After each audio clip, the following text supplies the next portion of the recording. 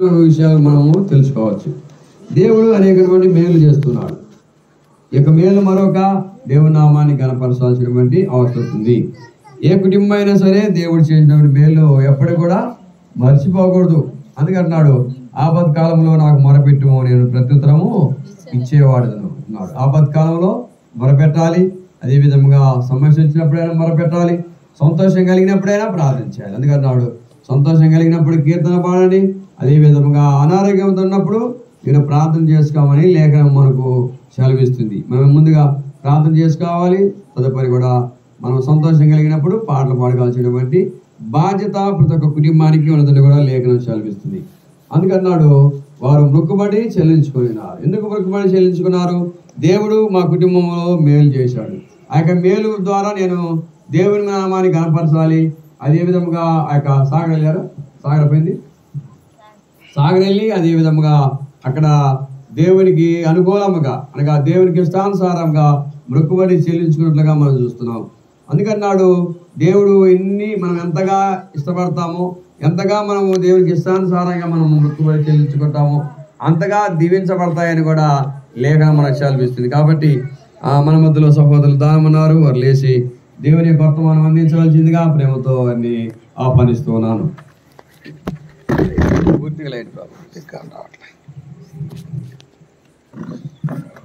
దేవునికి స్తోత్రము. క్రీస్తునందు రాత్రికాల సమయంలో కూడి వచ్చిన సకల పరిశుద్ధులకును, నాతోటి జతపని వారు బాబాయ్ గారికి, అలాగనే ఈ యొక్క కృతజ్ఞత కోడిక ఏర్పాటు చేసిన మరేబాబు కుటుంబానికి మన రక్షకుడు ప్రభు అయినటువంటి యేసుక్రీస్తు నామమున మీ అందరికీ వందనాలు తెలియజేస్తూ ఉన్నాను. మనమందరము కూడా సంఘముగా దేవుని యొక్క సంఘములో శరీరం అనే అవయములుగా ఈ విధంగా కృతజ్ఞత కోడిక ఏర్పాటు చేసుకుంటూ ప్రతి ఆదివారము దేవుని యొక్క సన్నిధానంలో చేరుకుంటూ ఆత్మతోనూ సత్యముతోనూ తండ్రి అయినటువంటి దేవుణ్ణి ప్రభు అయినటువంటి యేసుక్రీస్తు ద్వారా మనం అందరము కూడా ఆరాధించుకుంటూ ఉన్నాం. అందుకనే ఏ కుటుంబమైనా భూమి మీద ఉన్నటువంటి ప్రతి కుటుంబము కూడా ఆత్మ సంబంధంగా దేవుని యొక్క కుటుంబముగా ఉండాలని, దేవుని యొక్క కుమారులుగా కుమార్తెలుగా ఈ లోకములో జీవించాలన్నది తండ్రి అయినటువంటి దేవుని యొక్క సంకల్పం ప్రియులారా. అందుకనే చూడండి, పరిశుద్ధ గ్రంథంలో నుంచి ఎఫెసీయులకు రాసినటువంటి పత్రిక 1వ అధ్యాయము 15వ వచనాన్ని మనం చదువుకుందాం. ఎఫెసీయులకు రాసినటువంటి పత్రిక 1వ అధ్యాయం 15వ వచనం. ఈ హేతువు చేత ప్రభు అయిన యేసునందు మీరుంచుకొనిన విశ్వాసమును గూర్చియు పరిశుద్ధులందరి ఎడల మీరు చూపుచున్న విశ్వాసమును గూర్చియు నేను వినినప్పటి నుండి మీ విషయమై మానక దేవునికి కృతజ్ఞాస్తుతులు చెల్లించుచున్నాను. ఎవరైనా అపోస్తలుడైనటువంటి పౌలు గారు తన జీవితంలోని చూసుకుంటూ ఉన్నప్పుడు క్రైస్తవులంటే పడనటువంటి వాడిగా ఉంటూ ఉన్నాడు. అసలు క్రైస్తవులు ఎక్కడైతే దేవుని యొక్క సన్నిధానంలో ఆరాధన ప్రార్థన జరుగుతూ ఉన్నదో అట్టి వారి వద్దకు వెళ్ళి అనేకుల్ని కూడా శ్రమలోనికి తీసుకుని వచ్చినటువంటి వాడిగా అపోస్తలుడైనటువంటి పౌలు గారిని మనము చూస్తూ ఉన్నాం. అందుకనే ఆయన మార్పు చెంది ప్రభు అయినటువంటి యేసు క్రీస్తుని గురించి ఆయన తెలుసుకొని ఆయన యొక్క జీవితంలో చెబుతున్నటువంటి మాటలు ఎవరికి చెబుతూ ఉన్నాడంట? ఎఫెసీలో ఉన్నటువంటి సంఘానికి తెలియపరుస్తూ ఉన్నారు. ఆయన ఏమంటూ ఉన్నాడంటే, ఈ హేతువు చేత, ఏ హేతువు చేత? నీవు నన్ను మనల్ని అందరినీ కూడా కలిపినటువంటి ప్రభు అయినటువంటి యేసు క్రీస్తు అనే ఆ హేతువు చేత అక్కడ అంటూ ఉన్నాడు. చూడండి, యేసునందు మీరందరూ విశ్వాసమును గూర్చి ఏముండాలంటే ఒక కుటుంబానికి విశ్వాసం అనేది ఉండాలి ప్రియులారా. ఎందుకు విశ్వాసం ఎలా వస్తుంది? రోమా 10:17 అంటాడు, కాగా వినుట వలన విశ్వాసము కలుగును, వినుట క్రీస్తు గురించిన మాట వలన కలుగును. ఎప్పుడైతే మన యొక్క హృదయము, మన యొక్క చెవులు, మన అంతరంగంలో ఉన్నటువంటి స్వభావము ఎప్పుడైతే యేసు క్రీస్తు యొక్క మాటలు వింటూ ఉన్నదో మనలోనికి ఏమొస్తూ ఉన్నదంటే విశ్వాసం అనేది వస్తూ ఉన్నది ప్రియులారా. అందుకనే మనకు విశ్వాసం లేకుండా మనము ఏ క్రియను కూడా మనము చేయలేము. మరే బాబు వాళ్ళు ఇక్కడ నుంచి సాగర్ వెళ్ళి దేవుని యొక్క సన్నిధిలో తమ యొక్క మొక్కుబడి చెల్లించుకున్నారంటే వారిలో ఏమున్నది? విశ్వాసం అనేది ఉన్నది, దేవుని మీద ప్రేమ అనేది ఉన్నట్టుగా మనము చూస్తూ ఉన్నాం. అందుకని అపోస్తలుడైనటువంటి పౌలు కూడా తన యొక్క జీవితంలో మొక్కుబడి చెల్లించుకున్నటువంటి వాడిగా మనము చూడగలం ప్రియులారా. మొక్కుబడి చెల్లించుకోవటం, మొక్కుబడి చేసుకోవటము తప్పు అని బైబిల్ ఎక్కడా కూడా చెప్పట్లేదు. కానీ మొక్కుబడి చేసుకున్న తరువాత దానిని అలక్ష్యం చేయకూడదు. ఏ స్థితిలోనైతే మనం మొక్కుబడి చేసుకుంటూ ఉన్నాము, అది సంతోషంతో కావచ్చు, లేకపోతే బాధలలో శ్రమలలో కావచ్చు, ఏ విషయంలోనైనా అయ్యా నా యొక్క కుటుంబము ఆదరించబడితే, లేకపోతే నా యొక్క కుటుంబము దీవించబడితే, ఇదిగో నీ యొక్క సన్నిధానానికి వచ్చి నీకు మొక్కుబడి చెల్లించుకుంటాను అని చెప్పేసి ఏ స్థితిలోనైనా మనం విశ్వాసం కలిగి ఆయనకు మొక్కుబడి చెల్లించుకునే వారిగా మనం ఉండాలి. అపోస్తలుడైనటువంటి పౌలు కూడా చూడండి, తన మొక్కుబడిని కష్ట సమయాలలో చెల్లించుకున్నటువంటి వాడిగా మనము చూడగలము. చూడండి, అపోస్తల కార్యములు 18వ అధ్యాయము, అపోస్తల కార్యములు 18వ అధ్యాయము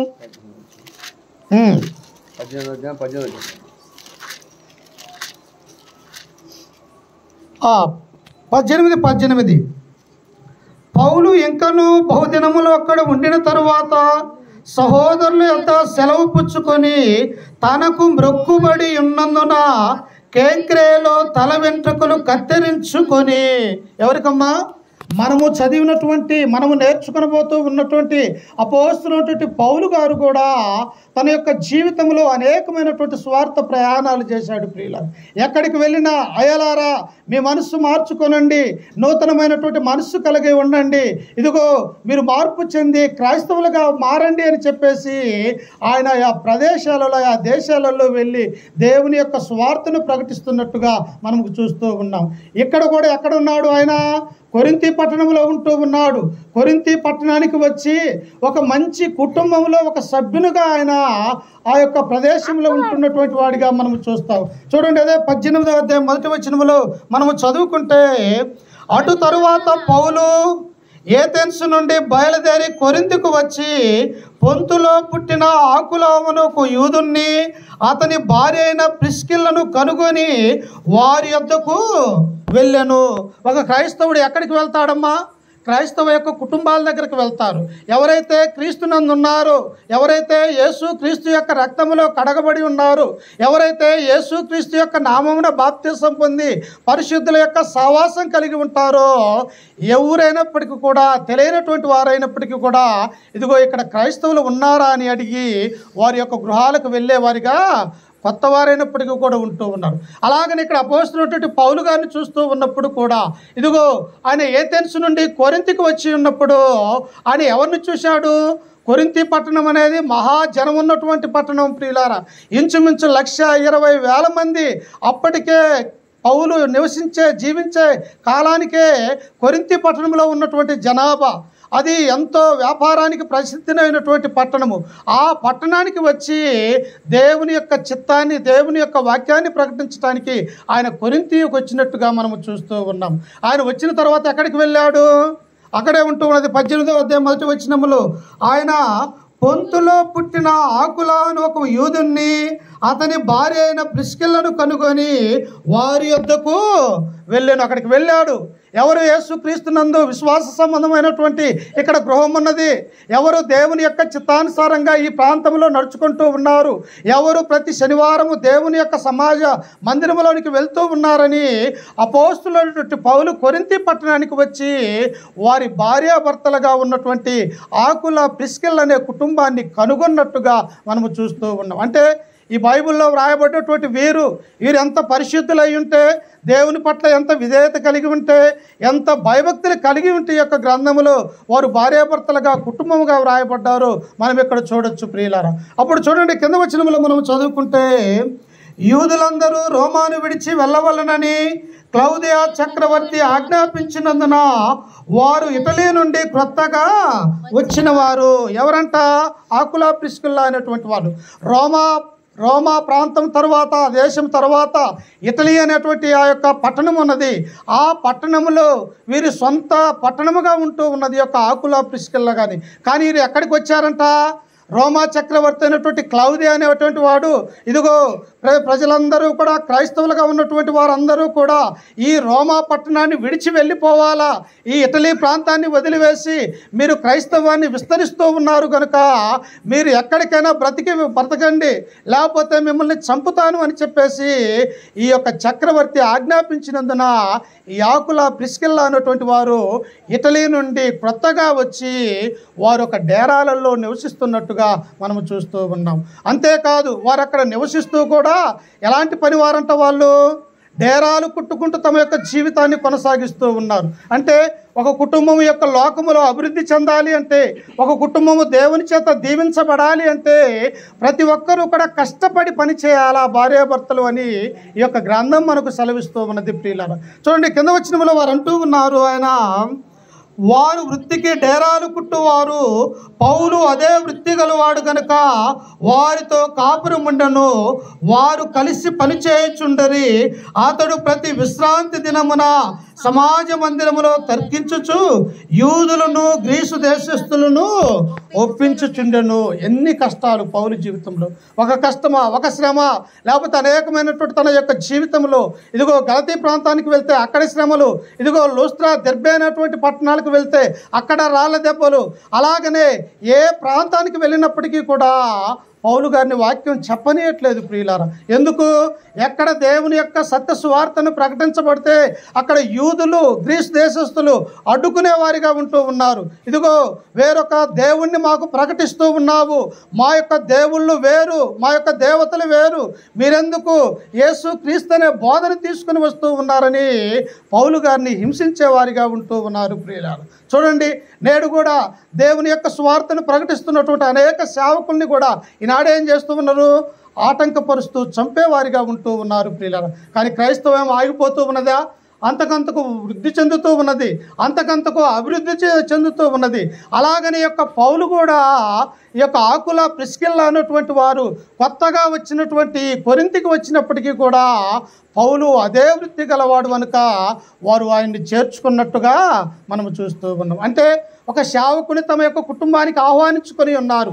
ఒక సువార్థికుని, అయ్యా ఇదిగో ఇక్కడ ఎవరే ఇంటికి అవసరం లేదు, మేము మిమ్మల్ని పోషించగలుగుతాము, మా దగ్గర ఉండు అని చెప్పేసి ఈ యొక్క ఆకుల ప్రిస్కిల్లా అనేటువంటి భార్యాభర్తలు అపోస్తలున్నటువంటి పౌలు గారిని ఆ యొక్క ఇంటిలోనికి ఆహ్వానించినటువంటి వారిగా మనము చూస్తూ ఉంటాం. అంటే సేవకుని ఆహ్వానిస్తే ఒక క్రైస్తవుని, నిజమైనటువంటి క్రైస్తవుని మన యొక్క గృహాలలోకి ఆహ్వానించుకొని వారి ద్వారా ప్రార్థన చేయించుకుంటే ఎంత ధన్యతో ఈ యొక్క కింద మాటలలో మనం చూడగలుగుతూ ఉంటాం.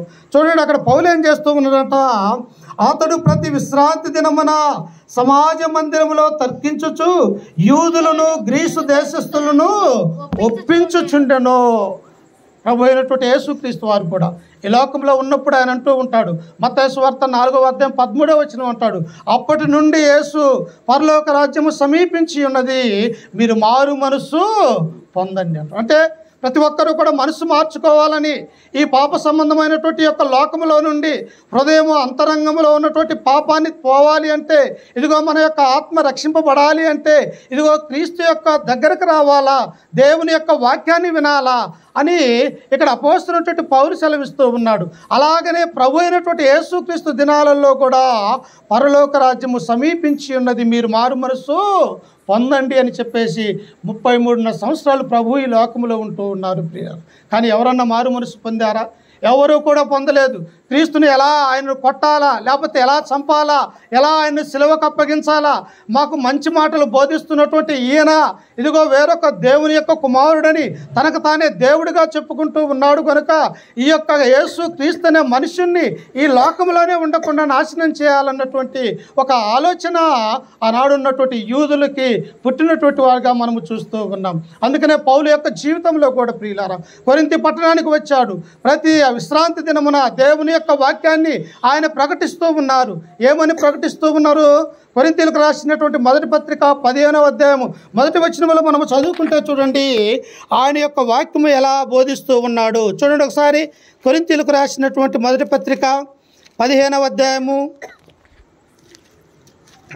1వ వచనాన్ని చదువుకుందాం. చూడండి 3 నుంచి నాకు ఇవ్వబడిన ఉపదేశము ముఖ్యమైనదిగా ఎంచి మీకు అప్పగించితిని. అదేమనగా లేఖనముల ప్రకారము క్రీస్తు మన పాపముల నిమిత్తము మృతి పొందెను, సమాధి చేయబడెను, లేఖనముల ప్రకారము 3వ దినమున లేపెను. సువార్త అంటే ఏంటిది? మంచి వార్త. నీ యొక్క జీవితాన్ని మార్చగలిగేటువంటి ఒక శ్వాసమైనటువంటి వార్త. అది దేవుని యొక్క వాక్యము అని కొరింథీలో ఉన్నటువంటి వారికి అపోస్తులైనటువంటి పౌలు సెలవిస్తూ ఉన్నాడు ప్రియులారా. అందుకని అంటున్నాడు, నాకు ఇవ్వబడిన ఉపదేశం ఏమనగా, పౌలు గారికి ఎక్కడ ఇవ్వబడది? దమస్కు అనే మార్గములో ఇదిగో అక్కడ ఉన్నటువంటి క్రైస్తవులు హింసించడానికి అనేక మందిని కూడా తనతో పాటు గుర్రాల మీద తీసుకెళ్తూ ఉన్నప్పుడు మార్గ మధ్యంలో ప్రభు అయినటువంటి యేసు క్రీస్తు వారు ఆ అపోస్తులైనటువంటి పౌలుకు కనిపించి, సౌలా సౌలా నీవేళ నన్ను హింసించుచున్నావు. వాస్తవంగా ఎవరిని హింసిస్తూ ఉన్నాడు? ఆయన నమ్ముకున్నటువంటి క్రైస్తవుల్ని హింసిస్తూ ఉన్నారు. దేవుని యందు భయభక్తులు కలిగినటువంటి వారిని హింసిస్తూ ఉన్నారు. కానీ ఆ యొక్క బాధ, ఆ యొక్క నొప్పి ఎవరికి తెలుస్తూ ఉన్నది? ప్రభు అయినటువంటి యేసు క్రీస్తు వారికి తెలుస్తూ ఉన్నది ప్రియులారా. అప్పుడు సౌలుతో అంటూ ఉన్నాడు, సౌలా సౌలా నీవేళ నన్ను హింసిస్తున్నావు. అప్పుడు ఎవరు నీవు అని ఈ సౌలు అడిగినప్పుడు, నీవు హింసించుచున్నా యేసును అని అపోస్తుల కార్యములు 9వ అధ్యాయంలో మనము చూడగలం ప్రియులారా. అంటే క్రైస్తవులు బాధ అనుభవిస్తే ఆ బాధ ఎవరికి తెలుస్తూ ఉన్నది? మనం నమ్ముకున్నటువంటి ప్రభు అయినటువంటి యేసు క్రీస్తు వారికి ఆ యొక్క బాధ, వేదన కలుగుతూ ఉంటున్నది. ఇక్కడ కూడా పౌలు అనేకమైనటువంటి బాధలు పడుతూ ఉన్నాడు. కానీ ఇన్ని బాధలు ఉన్నప్పటికీ కూడా తన యొక్క జీవితంలో ఏం చేస్తూ ఉన్నాడంటే, నేను మొక్కుబడి చేసుకున్నాను అన్నటువంటి ఆలోచన కలిగినటువంటి వాడిగా మనము చూస్తూ ఉన్నాం. చూడండి ఒకసారి అదే అపోస్తుల కార్యములు 18వ అధ్యాయంలో మనము చదువుకుంటే ఆయన ఎన్ని బాధలు అక్కడ అనుభవిస్తూ ఉన్నాడు. ఒకసారి చూడండి, అపోస్తుల కార్యములు 18:5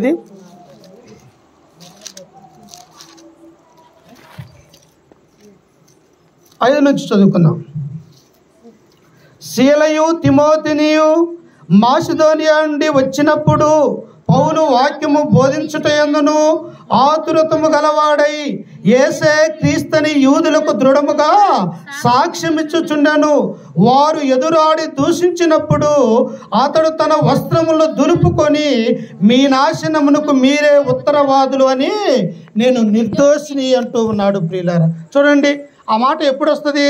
ప్రభు అయినటువంటి యేసు క్రీస్తు వారి యొక్క లోకంలో ఉన్నప్పుడు అపోస్తులకు చెప్పినటువంటి మాట.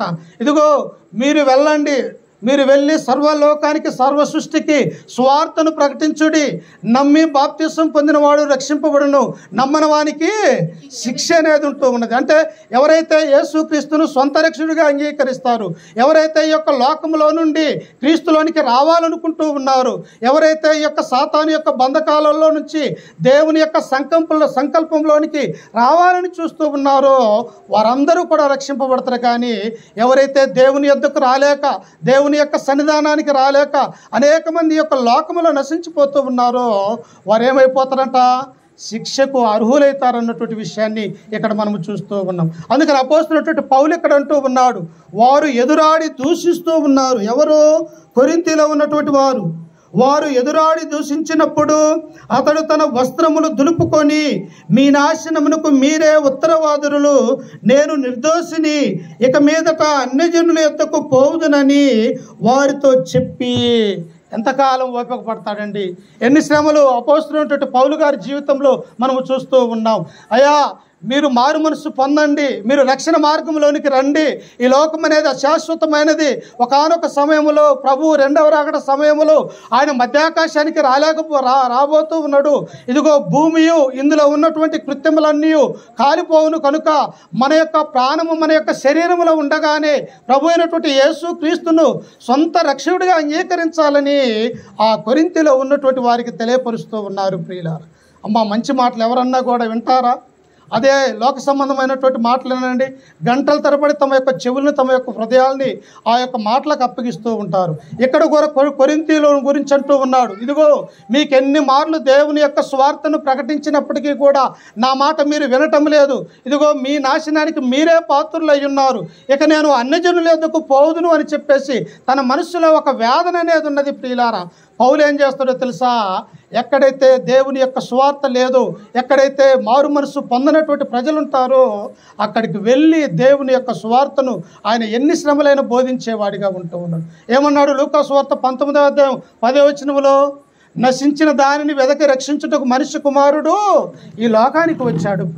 అంటే ఎవరైతే నశించిపోతూ ఉన్నారు, ఎవరైతే దేవుని యొక్క మందిరానికి రాలేకపోతూ ఉన్నారు, వారందరిని కూడా రక్షించడానికి ప్రభు అయినటువంటి యేసుక్రీస్తు వారు ఒక శరీరధారిగా ఈ లోకానికి వచ్చినట్టుగా మనము చూస్తూ ఉన్నాం.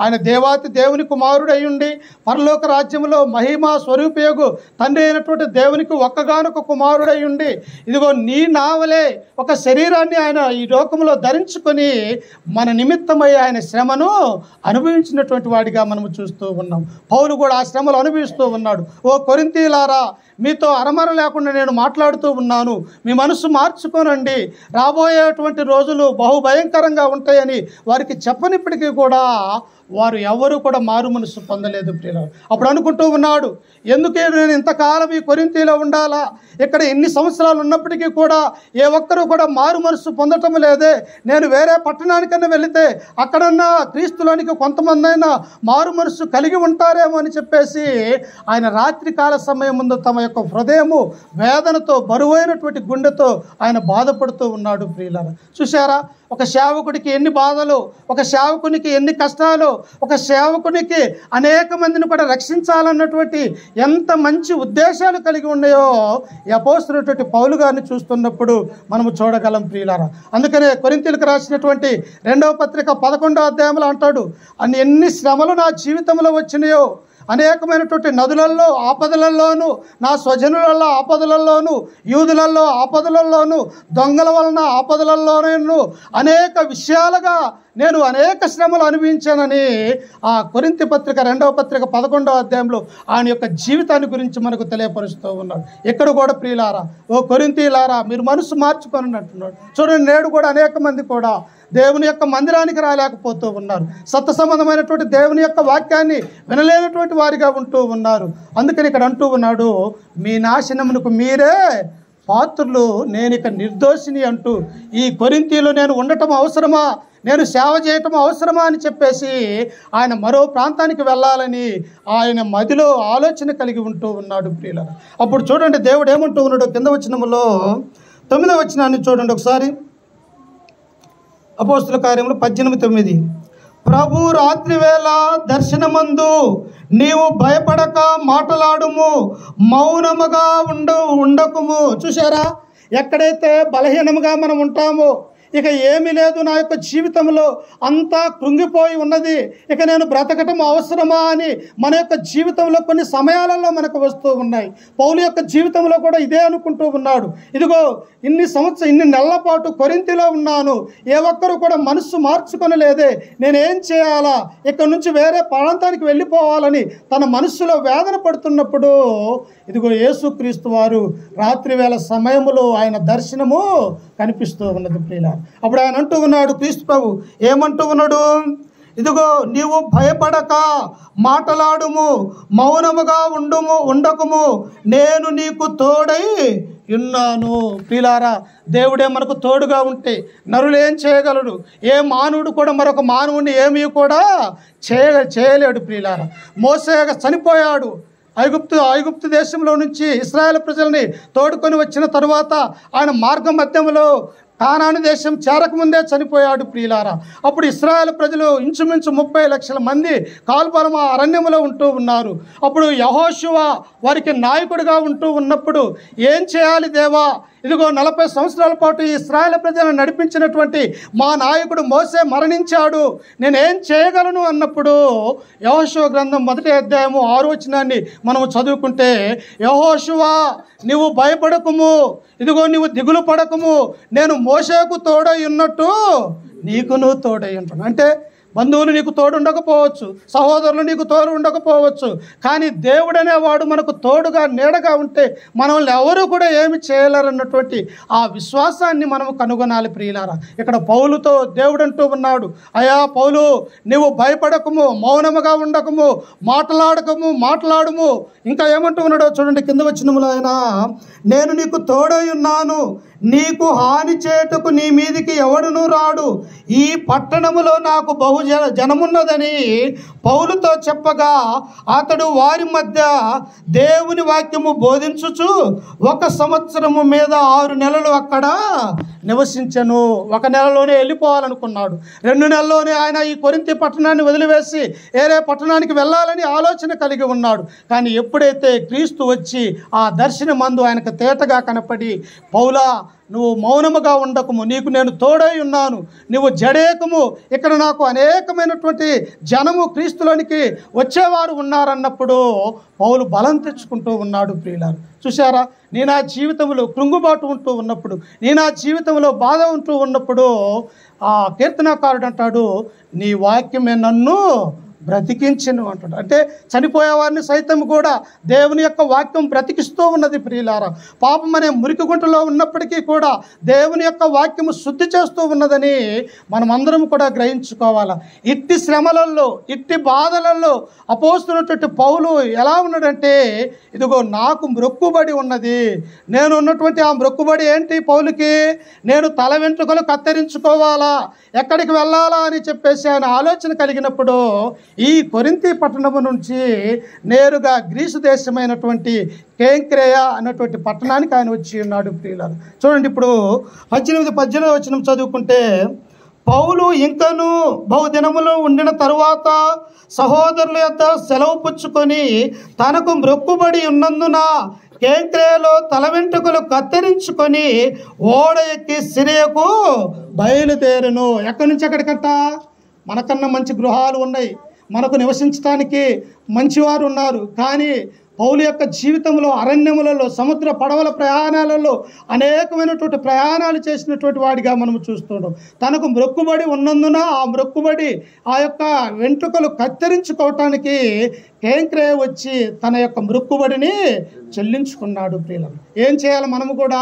మ్రొక్కుబడి అంటే దేవునికి చెల్లించాలా, దేవుణ్ణి పూజించటము, దేవుణ్ణి ఆరాధించటము. దేవా, ఇక నుంచి నా మనసు మార్చుకొని నూతనమైనటువంటి ఆలోచనలు కలిగి బ్రతుకుతాము అన్నదే మ్రొక్కుబడి ఉద్దేశం అన్నటువంటి విషయాన్ని ఇక్కడ మనము చూస్తూ ఉన్నాం. అందుకనే చూడండి, 116వ కీర్తన ఒకసారి చూడండి. కీర్తనాకారుడు అంటాడు,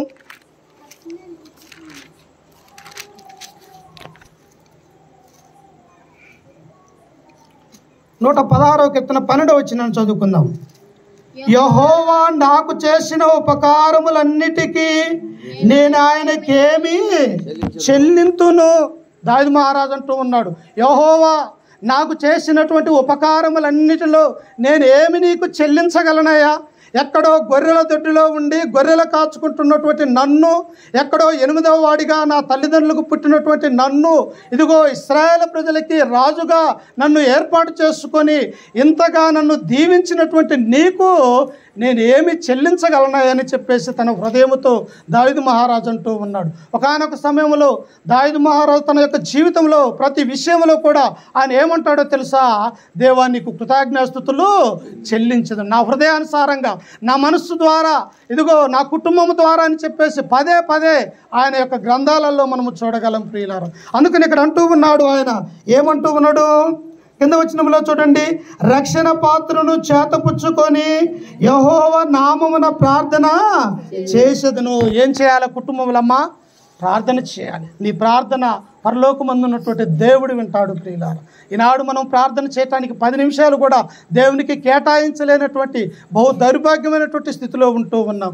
కానీ దావీదు మహారాజు రోజుకు 7 సార్లు ప్రార్థన చేసేవాడు ప్రియులారా. అలాగే దానియేలు ప్రవక్త రోజుకు 3 బబులోను దేశంలో ఉండి ఆయన దాసులైనటువంటి గృహంలో ఉన్నప్పటికీ కూడా ఆయన 3 ప్రార్థన చేసేవాడిగా ఉంటూ ఉన్నాడు. అలాగనే ఈ యొక్క దావీదు మహారాజు కింద అంటూ ఉన్నాడు, యెహోవా నామమున నేను ప్రార్థన చేసేదను, యెహోవాకు నా మ్రొక్కుబడులను చెల్లించేదను, ఆయన ప్రజలందరి ఎదుటనే చెల్లించ. అంటే ఆయన ప్రజలు ఎవరు? దేవుని నమ్ముకున్నటువంటి క్రైస్తవులు, పరిశుద్ధుల యొక్క సహవాసము ఎక్కడైతే పరిశుద్ధులుగా ఉంటూ ఉన్నారో, ఎక్కడ 2 3 కూడిన చోట దేవుడు ఉంటానని సెలవిచ్చి ఉన్నాడు. అంటే ఆయన ప్రజలందరి ఎదుటనే నా మ్రొక్కుబళ్ళను నేను చెల్లించదనటువంటి నీ నా జీవితంలో కూడా ప్రియులారు. మ్రొక్కుబళ్ళు అంటే ఏదో నామకార్థమైనటువంటి భౌతిక సంబంధమైనటువంటిది కాదు. అది మన మనస్ఫూర్తిగా దేవుని యొక్క సన్నిధానానికి వెళ్ళి ఇక నుంచి నేను మారు మనసు కలిగి ఇదిగో నేను నీకు మ్రొక్కుబడి చెల్లించుకుంటూ ఉన్నాను, నా జీవితంలో నువ్వు చేసినటువంటి ఈ మేళ్ల నిమిత్తమై నా కుటుంబం అంతయు కూడా నీ యొక్క సన్నిధానంలో ఉంటానని మనం మ్రొక్కుబడి చెల్లించుకునే వారిగా మనమందరము కూడా ఉండాలి ప్రియులారా. అందుకని ఒకసారి చూడండి, ప్రసంగి గ్రంథం 5వ అధ్యాయంలో ఆయన జ్ఞాని అయినటువంటి సొలొమోనుకు మనకు తెలియపరుస్తూ ఉన్నాడు. ఒకసారి చూడండి, ప్రసంగి గ్రంథం 5వ అధ్యాయము 1వ వచనాన్ని చదువుకుందా. నీవు దేవుని మందిరమునకు పోవునప్పుడు నీ ప్రవర్తన జాగ్రత్తగా చూసుకొనుము. బుద్ధిహీనులు అర్పించున్నట్లుగా బలి అర్పించుట కంటే సమీపించి ఆలకించుట శ్రేష్టము. మనం ఏమనుకుంటాము, ఇదిగో సాగర్ వెళ్ళాం, లేకపోతే గుణదల వెళ్ళాం, లేకపోతే పెరంగిపురం వెళ్ళాం, ఇదిగో నేను తీసుకుపోయేటువంటి ఈ యొక్క బలి లేకపోతే ఇది మ్రొక్కుబడి అని మనం అనుకుంటూ ఉన్నాం. దేవుడు ఏమంటూ ఉన్నాడో తెలుసా, నీవు దేవుని మందిరమునకు పోవునప్పుడు నీ ప్రవర్తన బహు జాగ్రత్త కలిగి ఉండాలి ప్రియులారా. ఒక పోలీస్ ఆఫీసర్ వచ్చినప్పుడు మనం ఎలా ఉంటాం, ఎంత విధేయతతో కలిగి ఉంటాం, ఎంత భయంతో ఉంటాం. మరి లోకాన్ని నిర్మించి సృష్టించినటువంటి తండ్రి అయినటువంటి దేవుని యొక్క సన్నిధిలో మనం ఎలా ఉండాలా, భయభక్తులు కలిగి మనము జీవించాలి ప్రియులారా. అందుకనే కింద వచ్చిన ఆయన అంటాడు చూడండి, బుద్ధిహీనులు అర్పించినట్లుగా బలి అర్పించుట కంటే సమీపించి ఆలకించుట శ్రేష్టము. ఏది శ్రేష్టమంట, దేవుని యొక్క వాక్యము వినుట శ్రేష్టం ప్రియులారా. ప్రభు అయినటువంటి యేసుక్రీస్తు వారు కూడా కపెర్నహు పట్టణంలో ఉంటూ ఉన్నప్పుడు ఆయన అంటాడు, ఇదిగో చెవి గలవాడు వినుగాక అంటాడు. వాస్తవంగా చెవులు అందరికీ ఉన్నవి కదా, అందరికీ దేవుడు 2 కళ్ళు 2 చెవులు 2 చేతులు 2 కాళ్ళు దేవుడు అనుగ్రహించినట్టుగా మనం చూస్తాం. కానీ ప్రభు ఏమంటూ ఉన్నాడు, చెవి గలవాడు వినుగాక నా మాటలు అంటున్నాడు. అంటే ఏ చెవులు, దేవుని యొక్క వాక్యాన్ని వినే చెవులు మీకు ఉన్నవా లేవా అని దేవుడు అక్కడ ప్రశ్నిస్తూ ఉన్నాడు. అందుకనే బుద్ధిహీనులు అర్పించినట్లు బలి అర్పించుట కంటే సమీపించి ఆలకించుట శ్రేష్టం ప్రియులారా. దేవుని యొక్క వాక్యము ఎలాంటిదో తెలుసా, బాధలలో నెమ్మది కలుగజేస్తూ ఉన్నది. నీ జీవితంలో ఎక్కడికో అట్టడుగు పోతుంటే ఆయన పైకి లేపేవాడిగా ఉంటూ ఉన్నాడు. అసలు నాకు జీవితమే లేదని నీలో ఆలోచన చేస్తే నీలో చిగిరించేవాడిగా దేవుడు ఉంటూ ఉన్నాడు ప్రియులారా. ఇంకా కింద వచనంలో మనం చదువుకుంటే చూడండి, ఆయన ఏమంటూ ఉన్నాడు, 4వ వచనంలో, నీవు దేవునికి మ్రొక్కుబడి చేసుకునే ఎడలా దాన్ని చెల్లించుటకు ఆలస్యము చేయకుము. ఏం చేయాలంట, నువ్వు దేవునికి మ్రొక్కుబడి ఒకవేళ చేసుకున్నట్టయితే దాన్ని ఏం చేయాలంట, తిరిగి దేవునికి చెల్లించాలా ప్రియులారా. అలా చెల్లించకపోతే అసలు మ్రొక్కుబడి చేసుకుండుటే మేలు అని యొక్క గ్రంథంలో మనకు తెలియపరుస్తుంది. కాబట్టి రాత్రి వేళ సమయంలో అపోస్తలుడైనటువంటి పౌలు తన యొక్క జీవితంలో కొరింథీ పట్టణంలో అనేకమైనటువంటి శ్రమలు ఉన్నప్పటికీ కూడా ఆ శ్రమలలో దేవుని యొక్క దర్శనం ద్వారా ధైర్యం తెచ్చుకొని 6 నెలలు ఆ పట్టణంలో దేవుని యొక్క సువార్తను ప్రకటించి తన మ్రొక్కుబడి చేసుకున్న కేంక్రే వెళ్ళి తన తల వెంట్రుకలను కత్తిరించుకుంటూ ఉన్నాడు. మ్రొక్కుబడి అంటే ఏమిటి, దేవునికి కృతజ్ఞాస్తులు చెల్లించుట, దేవుణ్ణి పూజించుట, దేవుణ్ణి ఆరాధించుట, ఆయన యొక్క సన్నిధిలో ఆయన యొక్క మాట వినుట శ్రేష్టము అన్నటువంటి విషయాన్ని ఇక్కడ మనము చూస్తూ ఉన్నాం. అందుకనే మీకా గ్రంథము 6వ అధ్యాయము 6వ వచనంలో చివరిగా ఒక మాట చదువుకొని ఈ వాక్యాన్ని ముగించుకుందాం. ఒకసారి చూడండి, మీకా గ్రంథము 6వ అధ్యాయము 6వ వచనం,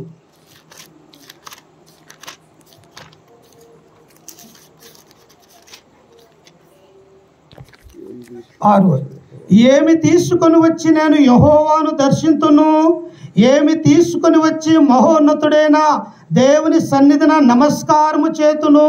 అంటే మొక్కుబడి. మీకా ప్రవక్త అయినటువంటి మీకా అంటూ ఉన్నారు, అయ్యా వెండి నాదే, బంగారము నాదే, ఈ సృష్టిలో ఉన్నటువంటి ప్రతి వస్తువు కూడా నాదే అని దేవుడు సెలవిస్తూ ఉన్నాడు.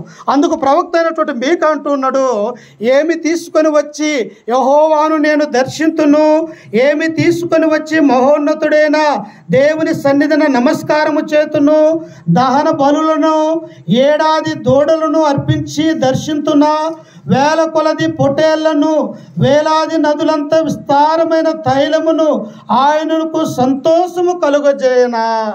మా దేవునికి సంతోషం కలుగజేస్తాయా? మన మంచి పొటేల్ను లేకపోతే మంచి పెయ్యను ఆయన యొక్క సన్నిధానంలోనికి వెళ్ళి బలర్పిస్తే ఆయన సంతోషపడేవాడా? కాదు ప్రియులారా. కానీ ఎలా అర్పించాలంటున్నాడు?